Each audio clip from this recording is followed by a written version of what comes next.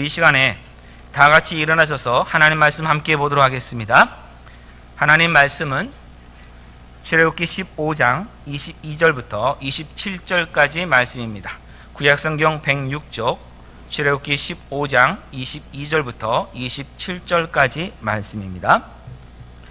모세가 홍해에서 이스라엘을 인도하며 그들이 나와서 수르 광야로 들어가서 거기서 사흘 길을 걸었으나 물을 얻지 못하고 마라에 이르렀더니 그곳 물이 써서 마시지 못하겠으므로 그 이름을 마라라 하였더라. 백성이 모세에게 원망하여 이르되 우리가 무엇을 마실까 하며 모세가 여호와께 부르짖었더니 여호와께서 그에게 한 나무를 가리키시니 그가 물에 던지니 물이 달게 되었더라. 거기서 여호와께서 그들을 위하여 법도와 율례를 정하시고 그들을 시험하실세 이르시되 너희가 너희 하나님 나 여호와의 말을 들어 순종하고 내가 보기에 의를 행하며 내 계명에 귀를 기울이며 내 모든 규례를 지키면 내가 애굽 사람에게 내린 모든 질병 중 하나도 너희에게 내리지 아니하리니 나는 너희를 치료하는 여호와임이라. 그들이 엘림에 이르니 거기에 물샘 12과 종려나무 70그루가 있는지라. 거기서 그들이 그 물 곁에 장막을 지니라. 아멘. 착수해 주시기 바랍니다. 이스라엘 민족이 애굽에서 400여 년간의 종살이를 마치고 애굽을 나와 그들의 조상들인 아브라함, 이삭, 야곱에게 하나님께서 약속하신 땅으로 출발했습니다. 상식적으로 생각해 보면 그들이 기근을 피해서 왔던 곳, 그러니까 그들의 조상인 야곱과 그의 자녀들이 기근을 피해 왔던 그 길을 되돌아가면 됩니다. 그 길이 가장 빠르고 안전하고 편한 길입니다. 그런데 하나님께서는 이스라엘 민족의 예상과 달리 오히려 반대 방향으로 인도하셨습니다. 구름 기둥과 불 기둥을 통해서 강하게 인도하셨습니다. 그래서 이스라엘 백성들이 구름 기둥과 불 기둥을 보고 200만 명 이상의 사람들이 그것을 바라보며 계속 따라가며 행진을 해서 홍해로 이르게 되었습니다. 모세가 굉장히 지혜가 출중했던 사람이라고 성경이 이야기를 하고 있습니다. 이스라엘 민족 전체도 지혜가 부족한 사람들은 아닙니다. 모세와 이스라엘 민족이 그런 지혜를 가지고 있음에도 불구하고 다른 길로 갔다면 애굽왕 바로와 그의 신하들과 애굽의 백성들도 뭔가 다른 이유가 있지 않았나 하는 것을 한번 생각해 봐야 합니다. 그런데 그들은 마음이 완악해져 있었기에 이스라엘 백성들을 오히려 추적하기 시작합니다. 일부러 홍해 쪽으로 가는 것인지 아니면 길을 잘 몰라서 가는 것인지를 분별하지 못했던 것입니다. 정확한 정보가 없으면 판단할 수 없기 때문에 애굽인들을 무조건 우둔하다고 놀릴 수만은 없습니다. 문제는 이스라엘 민족입니다. 그들은 이미 정보를 알고 있습니다. 하나님께서 모세에게 왜 쉽고 빠른 길이 아니라 홍해 쪽으로 가게 하셨는지를 미리 말씀해 주셨기 때문입니다. 일부러 가는 것입니다. 그리고 홍해 앞 해변가에 이르렀을 때도 장막을 그곳에 치라고 했습니다. 머무르라는 것입니다. 어찌 보면 애굽 군대가 따라올 수 있는 시간을 오히려 좀 더 주는, 상식적으로 생각하면 반대적인 그 일을 하나님께서 명령하시면서 이제 애굽 사람들이 조금 있으면 하나님을 여호와 하나님으로 알게 할 것이다. 그 일을 하나님이 행하실 것이라며 바로 홍해의 바닷가에 해변가에 장막을 치라고 알려주셨습니다. 물론 구체적으로 어떤 방법으로, 다시 말하면 홍해를 가르신다고 하는 그 방법을 통해서 알려주신다고 말씀해 주진 않았습니다. 그러나 하나님께서 분명히 이 홍해 앞에서, 이 홍해를 통해서 뭔가 하나님이 여호와이심을 나타내는 그 일을 하신다고 말씀하셨기 때문에 이스라엘 민족이 걱정하거나 두려워할 이유는 없었던 것입니다. 그러나 이스라엘 민족은 애굽 군대를 보고 심히 두려워하며 떨었습니다. 모세를 원망했습니다. 차라리 애굽에서 그냥 종으로 사는 것이 이곳에 와서 죽는 것보다는 훨씬 나은 것이 아니냐. 고생해서 지금 행진해 왔는데 여기서 허무하게 죽는다면, 그리고 이것에 죽는다면 내 무덤도 누가 세워줄 수 있겠느냐며 차라리 내가 애굽의 종으로 살던 것이 훨 낫겠다라고, 왜 우리를 이곳에 인도해서 이곳에서 죽게 만들었냐고 지금 원망하기 시작했습니다. 그때 모세가 위대한 선언을 합니다. 너희는 가만히 있어라. 여호와께서 너희를 위해 행하시는 구원을 보라. 여호와께서 너희를 행하시는 그 능력을 보라라고 두 번에 걸쳐서 너희는 가만히 있으면서 하나님이 너를 위해서 어떤 일을 하시는지를 한번 지켜보라고 이렇게 말을 합니다. 굉장한 믿음입니다. 칭찬받아야 만한 믿음입니다. 그런데 하나님은 모세를 칭찬하신 것이 아니라 오히려 좀 부드럽게 꾸짖었습니다. 모세에게 말합니다. 하나님께서 모세야, 왜 가만히 있느냐? 왜 이스라엘 백성을 가만히 있으라고 얘기했느냐? 너는 왜 내게 와서 지금 부르짖고 있느냐? 너는 왜 내게 기도만 하고 있느냐? 움직여라, 앞으로 나아가라라며 하나님께서 명령하셨습니다. 믿음이 있다면 우리는 생각하지 않는 것을 보통 생각을 합니다. 그러나 생각 없는 믿음은 맹목적인 신앙이라고 얘기합니다. 성경이 말하는 믿음은 생각하는 믿음입니다.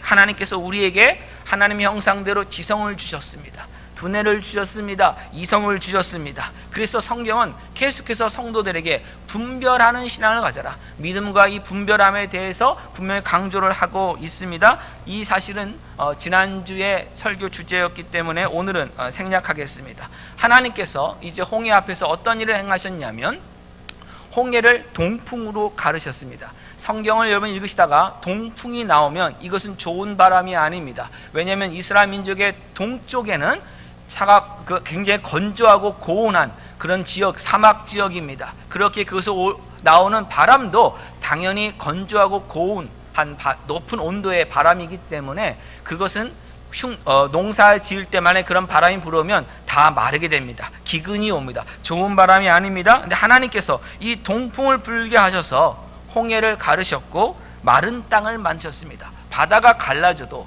바다 밑은 물에 오랫동안 있었기 때문에 다 진흙입니다. 걷기가 힘듭니다. 하나님 그 길도 마른 땅으로 바꿔주셨습니다. 그 마른 땅을 밟으며 이스라엘 민족이 홍해를 무사히 건너갔습니다. 그런데 애국 군대는 그 마른 땅을 이스라엘 민족을 따라 들어와서 걸었습니다마는 모두 물에 잠겨 죽었습니다. 우리 14장 30절을 한번 가보겠습니다. 14장 30절 가시면 그날에 여호와께서 이같이 이스라엘을 애굽 사람의 손에서 구원하시매 이스라엘이 바닷가에서 애굽 사람들이 죽어 있는 것을 보았더라라고 했습니다. 무슨 이야기입니까? 애굽 사람들도 그 중에는 마른 땅인 그 애굽 홍해 가운데 들어왔던 사람들이 물에 빠져 죽은 다음에 그 시신이 바닷가까지 이스라엘 백성 건너온 그곳까지 지금 떠밀려 왔던 것입니다. 이스라엘 백성들은 살아서 홍해를 건넜습니다. 그 건너는 모습 보면 죽은 상태처럼 걸었습니다. 그럼 왜 그렇습니까? 양쪽에 물벽이 있었고 그 가운데를 걸었기 때문에 죽은 상태로 걸었습니다. 그러나 실제로 그들은 살아있는 사람들입니다. 그들은 구원받은 사람들입니다. 그러나 애굽 백성들은 어땠습니까? 정반대입니다. 그들은 그들이 갖고 있던 병거를 타고 힘차게 그 안에 들어왔습니다. 그러나 그들은 살아서는 그 홍해를 건너지 못했습니다. 하나님이 행하신 그 능력을 통해서 어떤 일이 일어난 것입니까? 이스라엘 민족에게는 구원이 일어난 것이고 애굽 사람들에게는 심판이 이렇게 온 것입니다. 이 하나님의 능력을 경험한 이스라엘 민족이 바로 한 일이 무엇인가 보면 31절입니다. 이스라엘이 여호와께서 애굽 사람들에게 행하신 그 큰 능력을 보았으므로 백성이 여호와를 경외하며 여호와와 그의 종 모세를 믿었더라 합니다. 하나님의 능력을 경험한 사람들, 하나님의 구원하심을 경험한 사람들은 하나님을 믿습니다. 그리고 하나님의 종의 이 모세의 일을 통해서 전해지고 있는 하나님의 말씀을 그들이 믿으면서 모세를 믿었더라고 성경은 분명히 얘기하고 있습니다. 하나님의 능력을 경험한 사람들이 그 다음에 했던 그 경외의 모습이 바로 출애굽기 15장 말씀입니다. 15장 1절부터 18절까지 보면 모세의 노래라고 이렇게 나와 있습니다. 성경에 모세가 지은 찬송시가 한 3군데 정도 나와 있습니다. 이 출애굽기도 있고 신명기 마지막에도 있고 또한 시편에도 있습니다. 근데 이 전체 내용이 조금은 다릅니다만은 모두 공통적인 소재는 바로 이 홍해입니다. 홍해 사건을 통해서 하나님의 어떤 분이신가를 찬송하는 것이 모세의 노래이고 그 모세의 노래의 주제가 바로 18절 말씀입니다. 15장 18절 여호와께서 영원 무궁하도록 다스리시도다.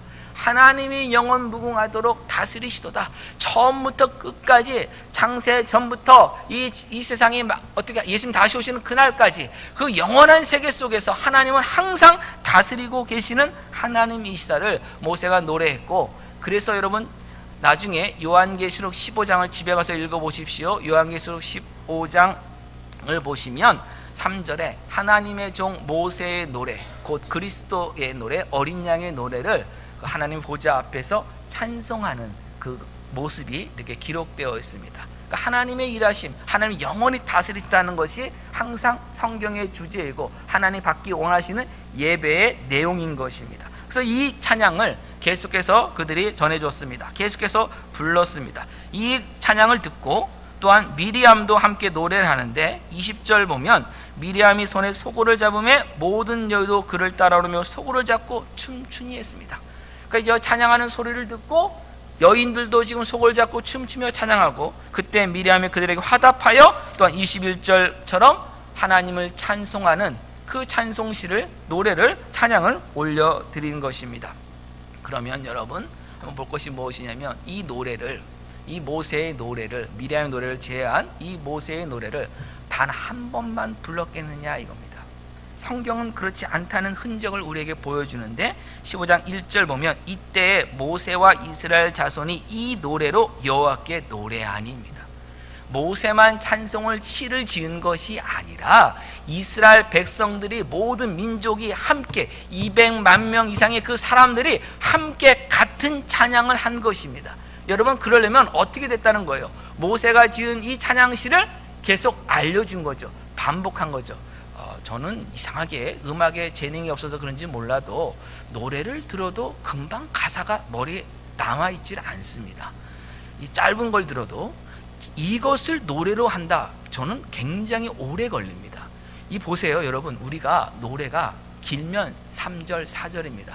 우리 이 찬송가에 나온 것도 5절 정도가 가장 긴데 5절도 긴 것도 보면은 그 내용 자체는 많지는 않아요. 보통 한 4절 정도밖에 되진 않아요, 많이 길다고 해도. 그런데 지금 출애굽기 15장 1절부터 18절까지면 찬양의 절수가 18절이에요.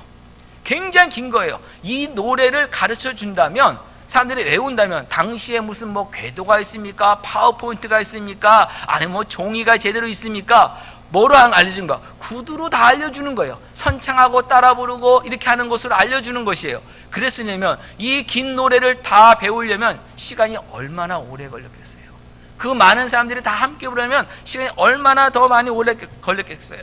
그럼 이들은 어떻게 했다는 겁니까? 홍해를 건너자마자 계속해서 이 노래를 배우면서 부르면서 걸어간 거예요. 근데 여러분, 행진할 때 이제 군대 경험을 비춰보면 행군이라든지 어떤 도보로 구부한다든지 여러 가지를 보면 그때 필요한 게 뭐냐면 군가입니다. 군가가 있으면 행군할 때 그래도 잘 넘어갈 수 있습니다. 지쳤을 때 누군가가 군가를 선창하면요, 따라 부르면서 힘이 나요. 그게 참 신기한 그 경험들이 있습니다. 같이 행진할 때 홍해를 건너서 걸어갑니다. 광야길입니다. 쉽지 않은 길입니다. 이 찬양을 부르면서 계속해서 걸어갔을 것입니다. 그럴 때 그들이 힘을 얻었을 것입니다. 근데 그 찬양의 내용이 뭐라고 했습니까? 하나님이 영원 무궁하도록 다스리신다. 홍해의 그 사건도 마찬가지고 지금도 다스리시는 것이에요. 이 길도 다스리시는 거예요. 왜요? 하나님은 영원히 다스리는 분이시기 때문에 홍해만 다스린 것이 아니라 그 이전도 다스리셨고 지금도 다스리심을 계속해서 찬양하면서 나갔어요. 그러면 하나님의 영원한 다스리심에 대해서는 그들이 머릿속에 완전히 다 들어왔을 것입니다. 그런데 사흘길을 걸어가며 물을 얻지 못하는 일이 벌어졌습니다. 사람만 물이 필요한 게 아니라 짐승은 물이 더 필요합니다. 근데 그때 짐승들도 많이 데리고 나온 상태입니다. 얼마나 많이 힘들었겠습니까? 그러다가 사흘 만에 물을 발견했습니다. 굉장히 기뻤을 것입니다. 여러분들, 이제 제가 예전에는 등산을 좀 좋아하는 편이었습니다. 근데 산에 올라가다 보면 처음 한두 번 갈 때는 이 물을 많이 못 가지고 갔어요. 무겁기 때문에. 그러면 가다 보면 물이 없으니까 굉장히 갈증이 납니다. 근데 갑자기 팻말에 약수터라고 하는 팻말에 보면요, 그렇게 기쁠 수가 없어요. 그럼 그쪽으로 정신없이 가갖고서는 딱 떠서 먹으면요, 참 이 상쾌함이라는 것이 굉장했던 그 기억이 있습니다. 사흘 만에 물을 발견했습니다. 엄청 기뻤을 것입니다. 그래서 그 물을 조금 떠서 이제 마셔봤습니다. 그런데 물이 써서 입에 들어가자마자 결국 뱉을 수밖에 없었습니다. 마실 수 없는 물이었던 것입니다. 그러자 모세를 향한 원망과 불평이 쏟아져 나왔습니다. 3일 동안 뭐 하면서 왔습니까? 찬양하며 왔습니다. 3일 동안 예배하며 왔습니다. 근데 그 찬양했던 그 모든 것들, 하나님을 찬양했던 것이 싹 사라진 것입니다. 물을 발견하자마자의 기쁨도 사라진 것입니다. 모세를 믿었더라고 했습니다. 하나님과 모세를 믿었더라 했는데 모세를 신뢰했던 그것도 다 사라진 것입니다. 모세의 노래, 이 미리암의 노래, 이 찬양과 예배의 그 말씀 다음에 성경이 바로 연결해서 기록한 사건이 바로 마라에서의 쓴물과 원망이라는 것을 우리는 좀 깊이 생각해 봐야 됩니다. 무엇을 우리에게 말씀하고 있습니까? 우리가 이스라엘 백성들 보면 하나님을 향한 믿음은 분명히 가지고 있습니다. 홍해의 그 사건도 경험했습니다. 하나님의 살아계심도 알고 있습니다. 그래서 그 하나님을 향한 믿음을 그들이 찬양과 예배를 통해서는 보여줬어요. 하나님, 우리가 하나님을 찬양합니다. 우리가 믿음이 있습니다. 그런데 그들이 하지 못한 것은 무엇입니까? 3일 동안 걸었던, 날마다 걸어가는 삶 속에서는 그들의 믿음이 적용되지 않은 것입니다. 그들이 머리로는 찬양하고 입으로는 찬양했지만 그들의 발 속에서는 하나님을 향한 그 믿음이 적용되지 않은 것입니다. 3일 전에 있었던 홍해가 갈라진 사건은 물이 너무 많았기 때문에 그들에게 문제였습니다. 그들에게 장벽이었습니다. 하나님께서 그 많은 물을 해결해 주셨습니다. 하나님께서 그 많은 물들을 다스리고 계심을 알려주셨습니다. 물뿐이 아닙니다. 동풍을 불러서 물을 갈리셨습니다. 바람도 하나님이 다스리고 계신 겁니다. 구름도 하나님이 이동시켰습니다. 구름도 하나님 다스리고 계신 겁니다. 모든 만물을 창조하시고 다스리는 분이 여호와 하나님이심을 하나님이 알려주셨습니다. 그러면 마라의 쓴물을 대할 때 어떻게 해야 되겠습니까? 홍해의 그 많은 물을 다스리신 하나님께서 이 쓴물도 해결해 주실 수 있음을 그들이 믿어야 했습니다. 근데 그 일을 하지 못한 것입니다. 물이 많은 물을 마른 땅에 되게 하시고 다시 많은 물을 되게 하신 그 하나님께서 이 쓴물을 단물로 바꿀 수 있다고 하는 그 사실을 믿어야 됩니다. 애굽의 10가지 재앙이 내릴 때 첫 번째 재앙이 무엇이었습니까? 애굽의 그 나일 강물을 피로 바꾼 사건이었습니다. 재앙이었습니다. 하나님 이렇게 바꿀 수 있는 능력의 하나님이심을 그들이 그 이전에도 이미 경험했습니다. 그것을 그들은 붙들어야 했던 것입니다. 이스라엘 민족의 실패가 그럼 무엇입니까? 믿음 분명히 있습니다. 적지만 있습니다. 찬양과 예배에서는 그것이 확인되었지만 실제 삶, 매일매일 걸어가는 삶 속에서는, 발걸음 속에서는 적용되지 않은 것입니다. 지금 우리가 주일 오전에 모여서 하나님을 예배하며 찬송하며 찬양하고 있습니다. 앞에서 여러 찬양을 우리가 함께 불렀습니다. 이 찬양의 가사대로 내가 매일 살아가는 삶 속에서 찬양을 하고 있는지 예배하고 있는지를 한번 점검해 봐야 됩니다. 정말 하나님이 지존하신 분이신가? 우리 힘차게 찬양했습니다. 하나님이 지존하신 분이시라면 그 지존하신 분이심이 내 삶의 주인이심을 여러분 믿으십니까? 여러분 삶을 하나님 다스리고 계시면 믿으십니까? 그걸 믿지 않는다면 삶의 현장에서 부르는 찬양은 전혀 없는 것입니다. 삶의 현장에서는 하나님 앞에 나아가지 않고 있는 것입니다. 단지 교회 안에서만 찬양하고 단지 교회 안에서만 예배하는 겁니다. 지금 이스라엘 민족이 단지 3일 동안 걸어가며 찬양하고 단지 그냥 예배했던 것이지 실제로는 하나님이 그 하나님이 이곳에도 함께하고 있다는 그 사실을 인정하지 않은 겁니다. 이스라엘 민족이 마라에서 했던 그 원망을 지금 우리도 할 때가 종종 있다는 것을 우리는 늘 생각해 봐야 됩니다. 예배와 찬양 시간에 다른 사람에게 보여주는 믿음 얼마든지 할 수 있습니다. 그러나 내 삶 속에서 믿음대로 걸어가는 것, 살아가는 것은 여러분 쉽지 않은 일입니다. 거기까지 나아가야 됩니다. 예배에서의 찬양과 삶에서의 걸어가는 그 찬양은 같아야 됩니다. 달라서는 안 됩니다. 하나님의 홍해로 인도하신 이유는 이스라엘 민족이 그 이유를 쉽게는 다 이해할 수 없었던 이유입니다. 그러나 하나님은 하나님이 그쪽으로 홍해 쪽으로 보내신 그 이유가 맞다는 것을 증명해 주셨습니다. 하나님의 계획에는, 하나님의 뜻에는 실수가 없음을 알려주셨습니다. 마라에 도착했습니다.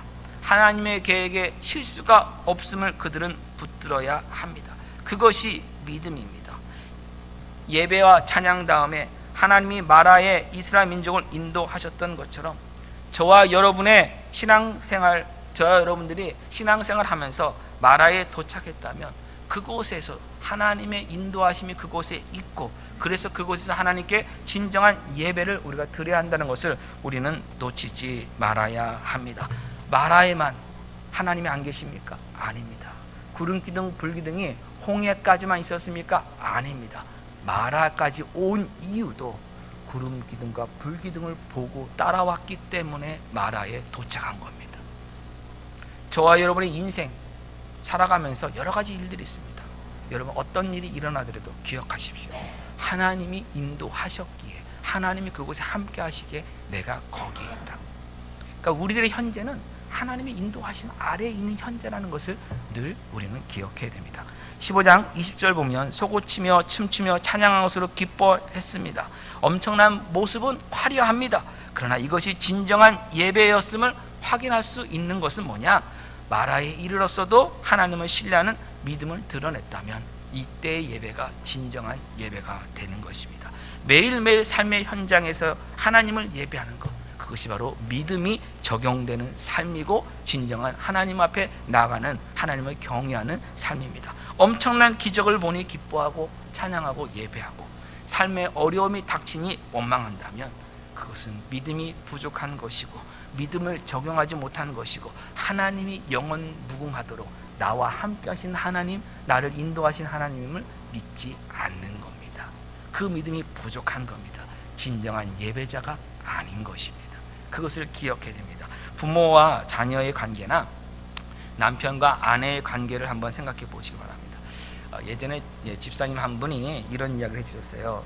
어떤 할머니께서 자녀들이 많이 있는데 자녀들이 찾아올 때 되면은 그 할머니는 항상 그 방 안에 이불 방석 같은 걸 펴놓고 앉아 계신데 문을 열고 딱 들어가면은 뭔가를 급히 감추시는 거예요. 방석 밑에다가. 근데 다 압니다. 그게 뭐냐면 통장이었어요. 그 통장 모습을 보면서 이거 어머니가 뭐 많으시구나 이렇게 생각을 했습니다. 자녀들이 효도를 열심히 했는데 그 어머니 돌아가시게 됐어요. 할머니 돌아가시게 됐어요. 그래서 유품 정리를 하면서 방석을 딱 이렇게 들어보니까 그 밑에 통장이 한 10개 정도가 쫙 이렇게 깔려 있었던 것입니다. 통장을 하나씩 다 빼보니까 다 0이었습니다. 0원 깡통 통장이었어요. 근데 자녀들은 그걸 보면서 우리 부모님 많구나 하고서 열심히 더 나왔다는 거예요. 이런 모습 드물지 않습니다. 실제로 우리 삶에서 얼마든지 볼 수 있습니다. 웃을 수만은 없는 문제입니다. 그런데 한번 생각해 보세요. 부모와 자녀 사이에 진정한 사랑이 있다면 부모의 재산 때문에 효도하는 것 슬픈 것 아닙니까? 부모 입장에서 자녀가 성공해서 자녀 비위 맞추며 사는 부모들도 있는데 이거 여러분 슬픈 것 아닙니까? 사랑이 아니라 어떤 물질이 조건이 된다면 그건 슬픈 것 아닙니까? 남편이나 아내, 가문이 가진 권세나 어떤 실력이나 지위나 재산 때문에 결혼했다면 슬픈 일 아닙니까? 물론 삶은 평안할 수 있습니다. 삶은 즐거운 일 많을 수 있습니다. 그러나 진정한 사랑의 관점에서 본다면 그것은 슬픈 겁니다. 그것은 진정한 사랑이라고 말할 수 없습니다. 하나님을 아버지라 부르며 예배할 수 있는 사람들이 그리스도인들입니다. 하나님께서 계속 복을 주실 때만 예배한다고 하면 하나님의 마음이 여러분 어떠하시겠습니까?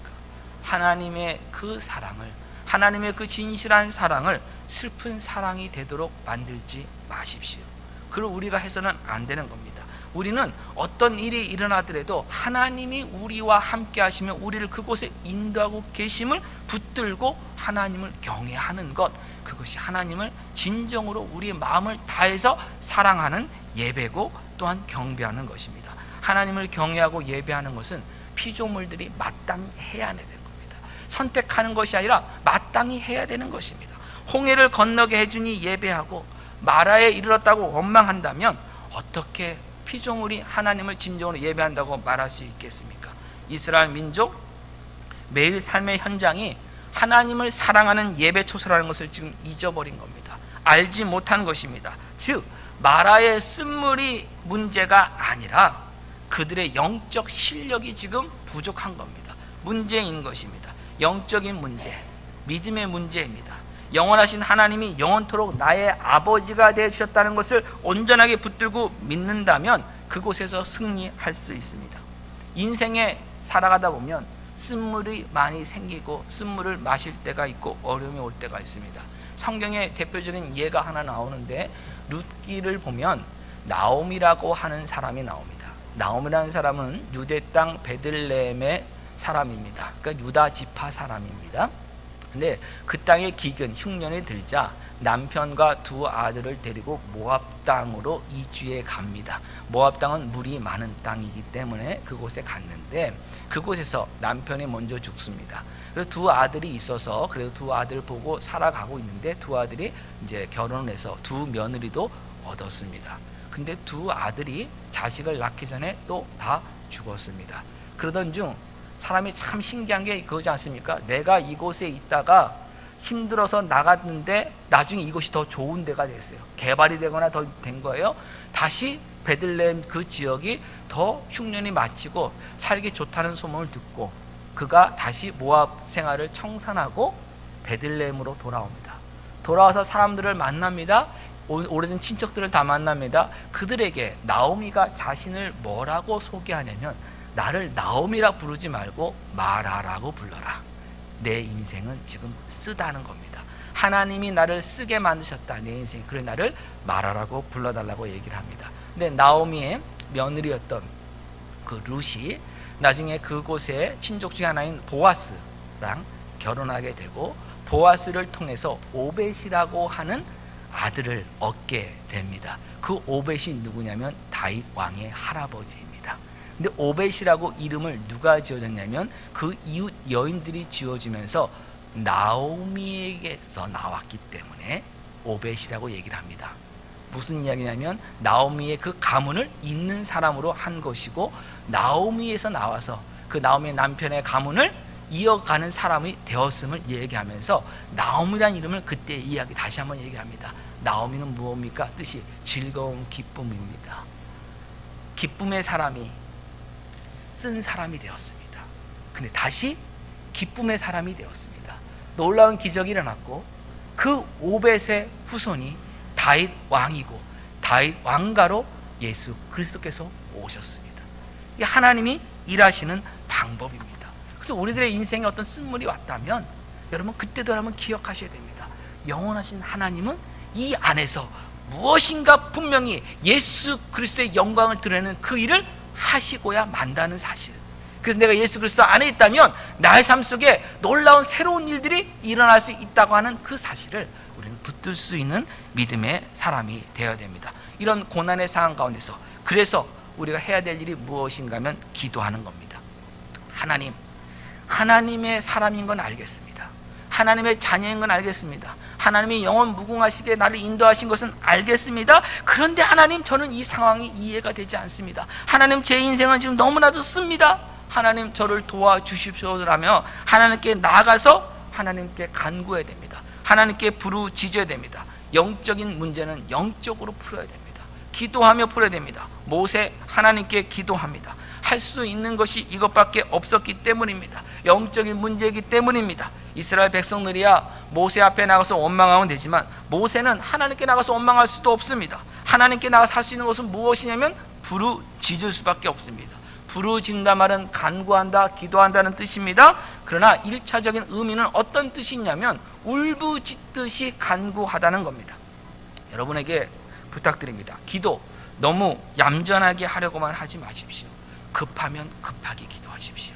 간절하면 간절하게 기도하십시오. 울부짖을 그 상황이 되면 울부짖으며 기도하십시오. 남 눈치 보지 마시고 하나님과 1대1의 만남 속에서 하나님의 도우심 필요하면 간구하십시오. 내 생각하고 다르다고, 내가 지금 이해하지 못한다고 하나님 도와달라고 간구하시고 부르짖기를 부탁드립니다. 자식들이 크면 부모에게 전화도 자주 안 합니다. 뭐 요즘은 카톡이 있어갖고 카톡을 보낼지 모르지만 카톡도 시간이 지나가면 점점 잘 안 보냅니다. 그런데 도움 필요하면 연락합니다. 그때 부모 어떻습니까?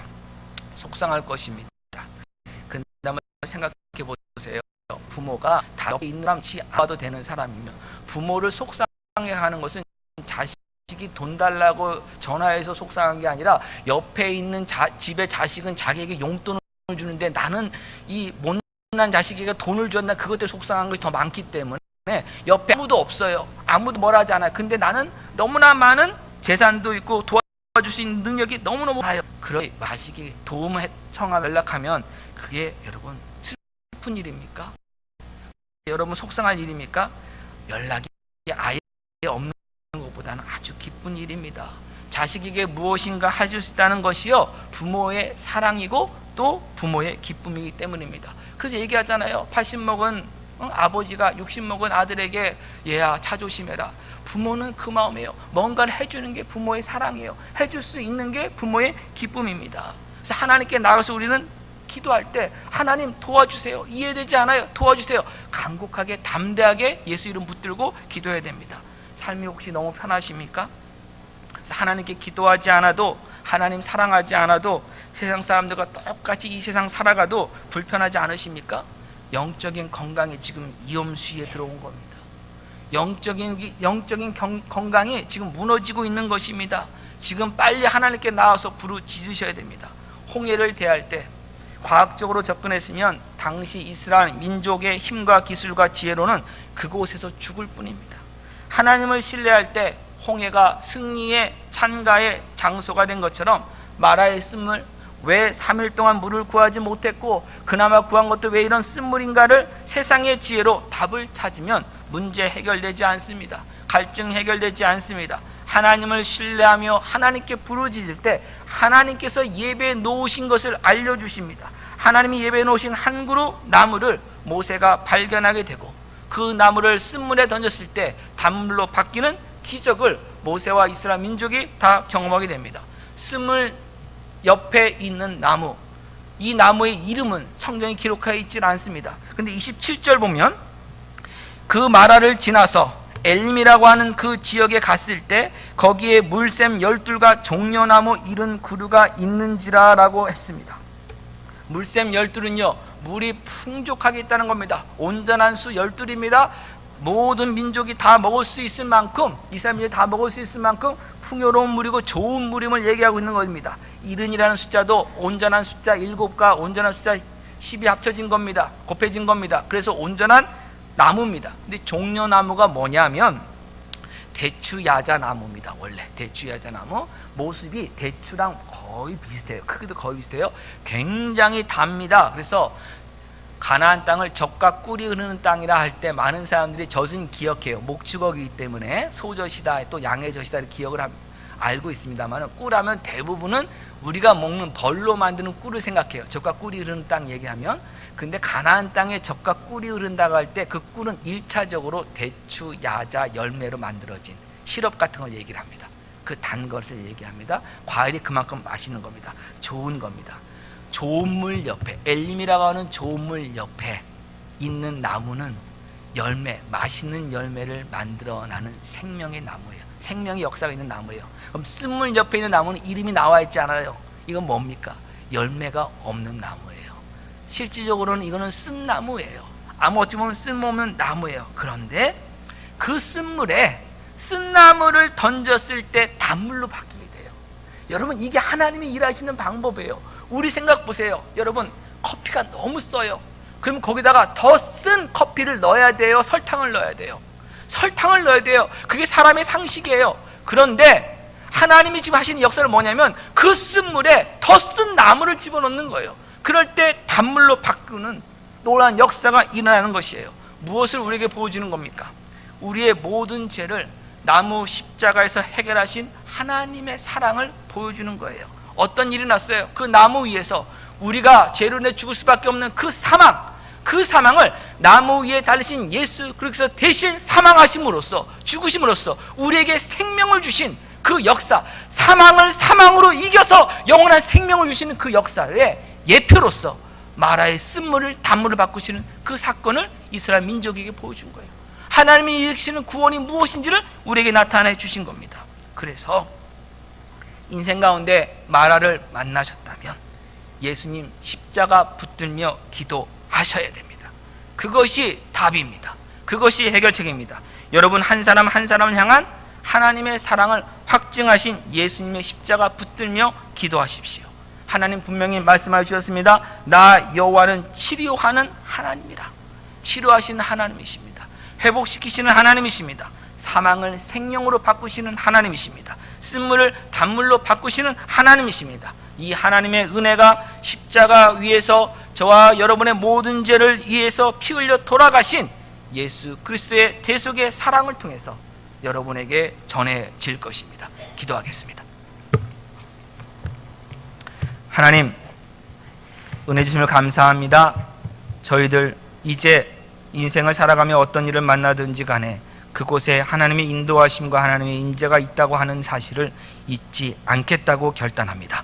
하나님의 인도하심 가운데 있는 하나님의 자녀가 되었기에, 영원하신 하나님이 나의 영원하신 아버지가 되었기에, 내가 영원한 하나님의 자녀가 되었기에, 하나님의 인도하심이 나를 떠나지 않으며 항상 임마누엘 하나님으로 함께하게 하심을 하나님 이 시간 고백합니다. 하나님께서 그 삶의 현장에서 하나님께 원망과 불평하는 것이 아니라 예수 이름 붙들고 기도하는 믿음의 용사들 되게 하여 주시옵소서. 날마다 매일의 삶들이, 걸어가는 삶들이 예수 그리스도의 십자가 붙들고 승리하는 삶 되게 하여 주셔서 우리 인생 가운데 있는 여러 가지 쓴물들이 단물로 바뀌는 하나님의 놀라운 능력들을 경험하며 하나님의 도움을 경험하며 하나님의 구원하심을 경험하여 사는 인생들 되게 하여 주시고, 하나님 이를 통해서 하나님께 우리 삶의 모든 현장에서 온전한 예배, 진정한 예배 드릴 수 있도록 하나님 도와주시옵소서. 예수님의 이름으로 기도합니다. 아멘. 우리 다시 일어나셔서 내 평생 사는 동안 우리 함께 찬양하시고